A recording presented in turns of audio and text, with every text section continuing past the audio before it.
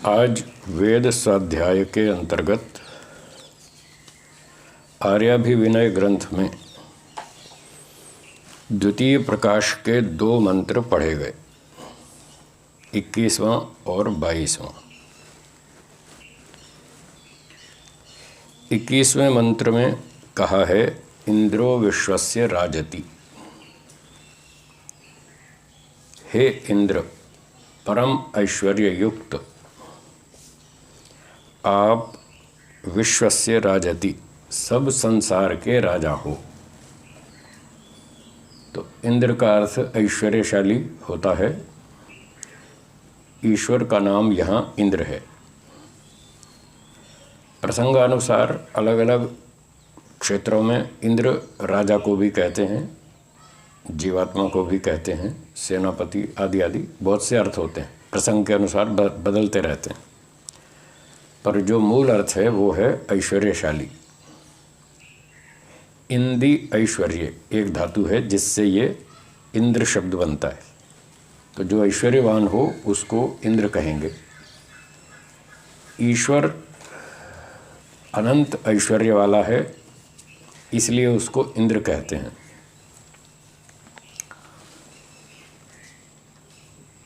ऐश्वर्य का मतलब ईश्वरता।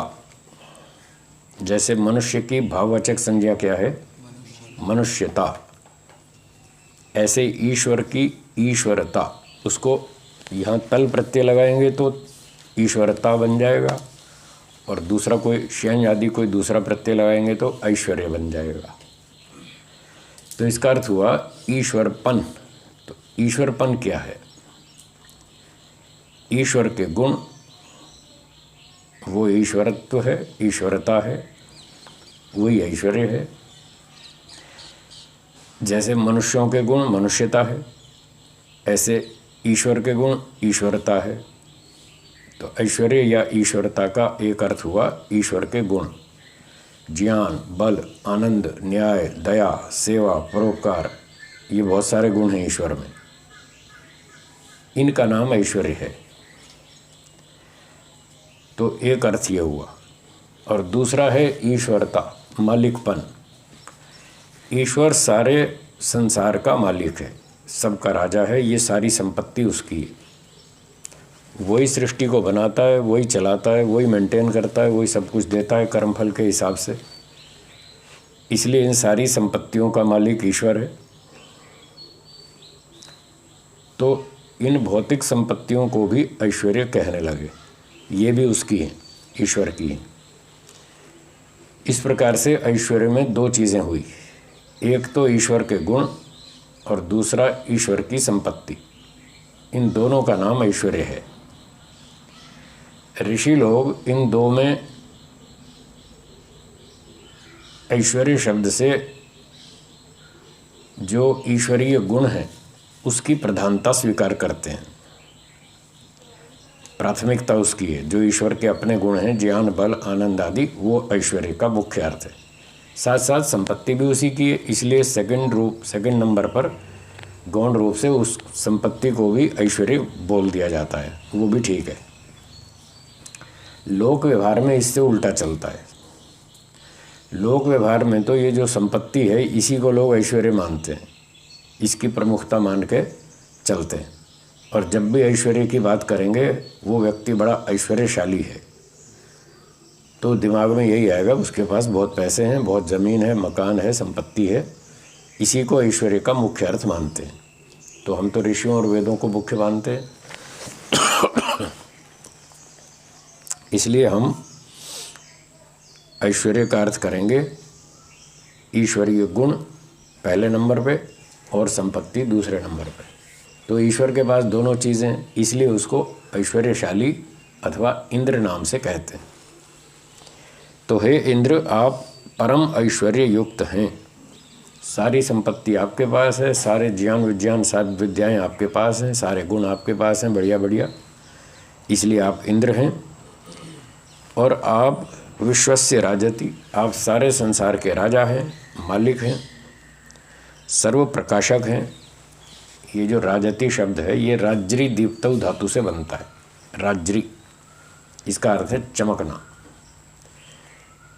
तो जो इसी राजरी धातु से राजा बनता है। तो राजा किसको कहते हैं? जो चमकता है, जो सब देश भर में सब लोगों से अलग ही चमकता है, अपने विशिष्ट गुणों के कारण अलग ही दिखता है, उसको राजा कहते हैं। तो ईश्वर भी अपने विशिष्ट गुणों से सब दुनिया में अलग ही चमकता है, इसलिए उसको राजा कहते हैं। वो संसार का राजा है और प्रकाशक है। तो जैसे चमकना अभी बताया, राजरी दीप्तौ, तो राजा का अर्थ होगा चमकाने वाला, प्रकाशित करने वाला। ईश्वर ने इस जगत को प्रकृति से जगत रूप बना के प्रकाशित किया, प्रकट किया, इसलिए उसको प्रकाशक इस अर्थ में भी कहेंगे और राजा शब्द से कहेंगे। राजती यहाँ क्रियापद है। तो आप सब जगत के प्रकाशक हैं, प्रकट करने वाले हैं। हे रक्षक, हे सबकी रक्षा करने वाले, आप कृपा से न हम लोगों के, अपनी कृपा से हम लोगों के द्विपदे, जो दो पांव वाले हैं, पुत्र आदि, हमारे पुत्र पौत्र आदि दो पांव से चलते हैं मनुष्य, इन सब मनुष्यों के लिए शम परम सुखदायक अस्तु हो। आप हमारे पुत्र परिवार के लिए, सबके लिए परम सुख देने वाले होवें, ऐसी हम आपसे प्रार्थना करते हैं। तो यहाँ पुत्र का मतलब केवल दो तक सीमित नहीं रखना, दो पांव वाले, और चतुष्पदे आगे आ ही रहा है, तथा चतुष्पदे जो चार पांव वाले हैं, हस्ती अश्व और गौ आदि पशुओं के लिए भी, उनके लिए भी आप परम सुखदायक होवें। तो दो पांव वाले, चार पांव वाले, सब के लिए आप कल्याणकारी हों, सबकी रक्षा करें, सबको सुख देवें, सबको दुखों से बचाएं, सब लोग अच्छे काम करें जिससे कि सब लोग सुखी हों। और आपकी न्याय व्यवस्था में ही ये सब काम होगा। इसलिए हम आपसे निवेदन प्रार्थना करते हैं कि आप हमारे दो पांव वाले, चार पांव वाले सब प्राणियों का कल्याण करें। अब संसार में चार पांव से अधिक पैर वाले भी लोग हैं, और भी प्राणी हैं ऐसे जिनके 6 पांव हैं, 8 हैं, और भी अधिक हैं। मक्खी के 6 होते हैं, मकड़ी के 8 होते हैं, ऐसे और कीड़े होते हैं लंबे लंबे, कितने 20-20, 25, 30-30 पाँव भी होते हैं। तो फिर कोई शंका करेगा जी 2 पाँव वाले, 4 पाँव वाले का तो कल्याण हो, और बाकियों का भी होना चाहिए, सबका होना चाहिए। तो फिर कोई कहेगा जी इसमें तो लिखा नहीं, इसमें तो 2 और 4 पाँव वालों का ही लिखा है। तो ऐसे भाष्य को, वेदों को समझने के लिए फिर हमें अन्य शास्त्रों की सहायता लेनी पड़ती है। मीमांसा दर्शन में एक न्याय है जिसको बोलते हैं काक दधी न्याय। क्या बोलते हैं? काक दधी न्याय। कौवे और दही की घटना। न्याय मतलब एक ऐसी घटना जिसके आधार पर एक सिद्धांत हमको समझ में आया, एक कानून समझ में आया, एक व्यवस्था समझ में आई, उसको न्याय बोलते हैं मीमांसा दर्शन की भाषा में। तो वहाँ सैकड़ों न्याय बता रखे हैं, लगभग 1000 लगभग इतने कानून बता रखे हैं वहाँ, जो भाषा विज्ञान में हमको सहयोग करते हैं, भाषा को, वाक्य को समझने में। तो इन सारे न्यायों में, कानूनों में एक कानून है काक दधी न्याय, कौवे और दही का न्याय। क्या है ये कौवे और दही का न्याय? दिसंबर जनवरी का महीना था, ठंड के दिन थे। तो एक व्यक्ति ने शनिवार रात को दही जमाई, ये सोचकर कि कल सुबह छुट्टी है, संडे है, अपना कढ़ी वड़ी बनाएंगे, खाएंगे। तो उसने दही जमाई रात को, शनिवार रात को। अब ठंड के दिन थे तो दही सुबह तक जमी नहीं। तो उसने सुबह देखा दही तो जमी नहीं। फिर थोड़ी धूप निकली तो उसने कहा चलो धूप में रख देते हैं, जम जाएगी, थोड़ी गर्मी लगेगी। तो उसने दही रख दी धूप में। और फिर उसने सोचा भाई कढ़ी बनानी है तो बेसन चाहिए।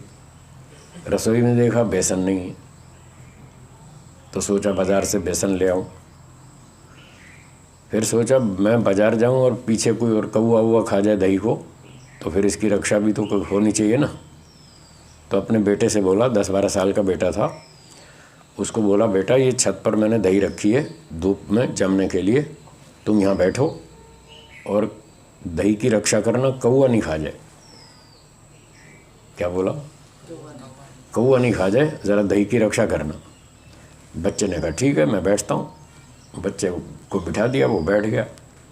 थोड़ी देर में कौआ आया और पिताजी ने कहा मैं अभी बाज़ार से बेसन लेके आता हूँ, तुम यहाँ बैठो, कौआ ना खा जाए दही, ज़रा ध्यान रखना। थोड़ी देर में कौआ आया तो बच्चे ने कौए को उड़ा दिया, दही नहीं खाने दी। थोड़ी देर में फिर आया कौआ दोबारा, उसने फिर उड़ा दिया। तीसरी बार फिर कौआ आया, उसने फिर उड़ा दिया। चौथी बार पड़ोस में से बिल्ली आ गई। अब बिल्ली दही को खाने लगी, उसने बिल्ली को नहीं हटाया, बिल्ली दही खा गई। पिताजी लौट कर आए, देखा दही कहाँ है। पूछा बेटा अरे दही कहाँ गई? बोले दही तो बिल्ली खा गई। अरे बिल्ली क्यों खा गई? मैंने तुम्हें कहा तो था कि दही की रक्षा करना। हाँ पिताजी आपने कहा था, यही तो कहा था ना कौआ ना खा जाए। 3 बार कौआ आया, मैंने 3 बार उड़ा दिया, बिल्कुल नहीं खाने दी कौए को। अब आपने बिल्ली से तो बोला नहीं था कि बिल्ली खाए तो उसको रोकना, आपने तो खाली कौए का नाम लिया था। तो कौआ आया, मैंने उड़ा दिया, अब बिल्ली खा गई तो मैं क्या करूं? उसके लिए तो आपने कहा नहीं था। ये घटना है। क्या इस घटना में पिताजी का ये अभिप्राय था कि कौए को तो उड़ा देना और बिल्ली को दही खिला देना? क्या ये तात्पर्य था? नहीं था ना। उनका तात्पर्य था कौआ नहीं खाए, बिल्ली नहीं खाए, कोई भी पशु पक्षी इसको नष्ट ना करे, खराब ना करे, दूषित ना करे, तुम रक्षा करना। अभिप्राय तो था सभी प्राणियों से इसकी रक्षा करना, लेकिन बोलने में उदाहरण मात्र एक नाम लिया कि ज़रा कौए से बचाना, कौआ नहीं खा जाए। तो इसको बोलते हैं काक दधी न्याय। तो इस कानून से 20 प्रकार के भाष्यों का, व्याख्यानों का स्पष्टीकरण किया जाता है। तो जहाँ कहीं उदाहरण मात्र एकाध वस्तु का नाम ले दिया जाए, 1-2 का, तो बाकी उस तरह की चीज़ों को अपने आप समझ लेना चाहिए।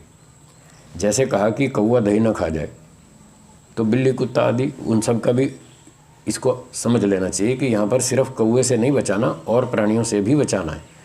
कौआ तो केवल एक उदाहरण मात्र है। इसी तरह से द्विपदे चतुष्पदे, हे भगवान 2 पाँव वाले और 4 पाँव वाले सब प्राणियों की रक्षा करो। तो यहाँ 6 पाँव वाले, 8 पाँव वाले, 20 पाँव वाले सबका उल्लेख है, सब यहाँ अंतर्गत है। ये तो उदाहरण मात्र है कि 2 पाँव वाले और 4 पाँव वाले प्राणियों की रक्षा करो। ठीक है, समझ में आया ना। तो इस प्रकार से सब प्राणियों के कल्याण की प्रार्थना वेदों में है। अब दूसरा मंत्र है 22वां, शन्नो वातः पवताम। हे सर्वनियंतः, हे सबका नियंत्रण करने वाले भगवन, नः हमारे लिए शम सुख कारक, शीतल मंद और सुगंध, वातः वायु, पवताम सदैव चले। हे सर्वनियंता, हे सबका नियंत्रण करने वाले, सब संसार ईश्वर के कंट्रोल में चलता है। सूर्य, पृथ्वी, चंद्रमा, तारे, वायु, अग्नि, जल, पृथ्वी, सब पदार्थ ईश्वर ने बनाए। इन पदार्थों में जो गुणकर्म स्वभाव रखे हैं वो ईश्वर ने रखे हैं। अग्नि को ऐसी व्यवस्था बना दी कि ये ऊपर की ओर जलेगी, अग्नि की लपटें ऊपर उठती हैं।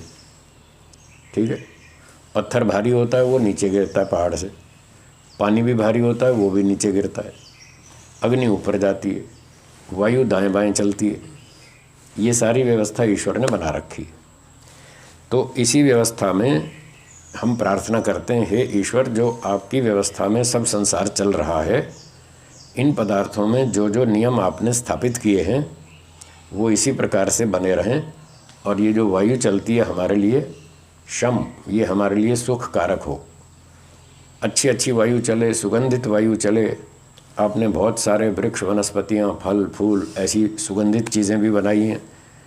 गेंदा, गुलाब, चंपा, चमेली, रात की रानी, ऐसी अच्छी सुगंधी वाली वस्तुएं भी बनाई हैं, और चंदन, अगर तगर, बहुत सारी चीज़ें बनाई हैं। तो ये जो वायु है इन फूलों से होकर के आवे, अच्छी अच्छी हल्की हल्की मंद सुगंधित वायु हमारे लिए बहनी चाहिए, चलनी चाहिए। हम ऐसी आपसे प्रार्थना निवेदन करते हैं। तो एक वायु के विषय में निवेदन किया। फिर कहा नः सूर्यः तपतु, ऐसे ही जो सूर्य है वो भी हमारे लिए सुखदायक हो, वो भी गर्मी दे, प्रकाश दे, हमारी फसलों को पकाए। गर्मी नहीं मिलेगी तो फसल नहीं पकेगी, हमारे शरीर की रक्षा नहीं होगी, ठंड में हालत ख़राब हो जाती है। जब ठंड ज़्यादा पड़ती है तो लोग धूप में जाके बैठते हैं, थोड़ी गर्मी आती है तो अच्छा लगता है, ठंड का कष्ट दूर हो जाता है। और इसी प्रकार से सूर्य से बहुत सारे लाभ होते हैं। तो सूर्य भी हमारे लिए सुख के लिए तपे, तपतु तपे, गर्मी देवे, प्रकाश देवे। और देवः पर्जन्य, और जो देव पर्जन्य बादल है, मेघ, ये भी हमारे लिए शम सुख कारक हो। कनिक कृदत्त, गर्जना करता हुआ, शब्द करता हुआ अर्थात गर्जना करता हुआ, अभिवर्षतु, समय समय पर बादल भी हमारे लिए बरसे, सुख के लिए बरसे। बादल बरसेगा तो वर्षा होगी, वर्षा होगी तो नदियों में पानी आएगा, ज़मीन में पानी आएगा, पानी अंदर जाएगा, वाटर लेवल अच्छा रहेगा, खेती को भी लाभ होगा, प्राणियों को भी पानी मिलेगा, सब कुछ ठीक रहेगा। इसलिए बादल भी समय समय पर वर्षा करे, ठीक ठीक समय पर करे, जिससे कि आपके कृपा पात्र हम लोग सुख आनंद में ही सदा रहें। तो हम आपकी कृपा से, आपकी सृष्टि में, आपकी व्यवस्था में ठीक ठाक सुखपूर्वक जिएँ, हमें सदा आनंद बना रहे। देखिए यहाँ आनंद शब्द का प्रयोग है। कई बार लोग कहते हैं ना, आनंद का मतलब जो ईश्वर से मिलता है मोक्ष में वो तो आनंद है, और जो प्रकृति से मिलता है वो सुख है, ऐसा भेद करते हैं। तो वो ऋषियों के सम्मत नहीं है। ऋषि लोग तो प्राकृतिक सुख को भी आनंद नाम से कहते हैं, सुख भी कहते हैं, आनंद भी कहते हैं, दोनों शब्दों का प्रयोग करते हैं भौतिक सुख के लिए। और जो ईश्वर से सुख मिलता है, आनंद मिलता है मोक्ष में, उसके लिए आनंद भी और सुख भी, दोनों शब्दों का प्रयोग दोनों के लिए करते हैं। इसलिए शब्द प्रयोग की दृष्टि से दोनों समानार्थक हैं। चाहे आनंद कह दो, चाहे सुख कह दो, कोई समस्या नहीं। हाँ, जो सुख की क्वालिटी है उसमें अंतर ज़रूर है। एक होता है शब्द, एक होता है अर्थ। अर्थ का मतलब वस्तु। मैंने बोला पुस्तक, ये मुंह से बोला, ये शब्द है, और ये अर्थ है, जो पदार्थ है, वस्तु पुस्तक, ये अर्थ है। तो सुख शब्द है, आनंद शब्द है, जो मुंह से बोला, ये तो समानार्थक है। चाहे सुख बोलो चाहे आनंद बोलो, कोई फर्क नहीं पड़ेगा। पर जो आनंद वस्तु है, गुण है आनंद, जिसको हम अनुभव करते हैं, वो है अर्थ। मुंह से बोला वो शब्द, जो हम अनुभव करते हैं आनंद, वो है अर्थ। तो जो प्रकृति से आनंद मिलता है वो जो अर्थ है, उसकी क्वालिटी बहुत घटिया है, उससे तृप्ति नहीं होती। 2-4 मिनट थोड़ा सा अच्छा लगता है और फिर उसके बाद ख़त्म। और ज़बरदस्ती ज़्यादा भोग लो तो रोगी हो जाएंगे, दुखी हो जाएंगे और समस्या बढ़ जाएगी। इसलिए प्राकृतिक जो सुख है या आनंद है, उसको शब्द के तौर पर भले ही आनंद कहें, कोई दिक्कत नहीं है, लेकिन उसकी क्वालिटी बहुत ख़राब है, बहुत घटिया है। जो ईश्वर से आनंद मिलता है, ईश्वर का आनंद मिलता है, उसको जो हम अनुभव करते हैं मोक्ष में या समाधि में, उसकी क्वालिटी बहुत अच्छी है। तो वो अर्थ उत्तम है, ये अर्थ घटिया है, ऐसा भेद समझना चाहिए। शब्द की दृष्टि से आप कुछ भी बोल सकते हैं, सुख भी बोलें चाहे आनंद भी बोलें, उसमें कोई फ़र्क नहीं पड़ता। तो लोग शास्त्रों को ठीक से पढ़ते नहीं, स्वाध्याय नहीं करते, ऋषियों के भाष्य को समझते नहीं, इसलिए जो मन में आता है बोलते जाते हैं। तो सबकी बात प्रामाणिक नहीं होती। ऋषियों की बात प्रामाणिक होती है या ईश्वर की प्रामाणिक होती है। बस इन दो पे ही हम भरोसा करते हैं, यही प्रमाण है। इन्हीं को बार बार पढ़ें, इन्हीं पर चिंतन मनन करें और इन्हीं को जीवन में उतारें। तो आज के मंत्र में हमने भगवान से ये प्रार्थनाएं की।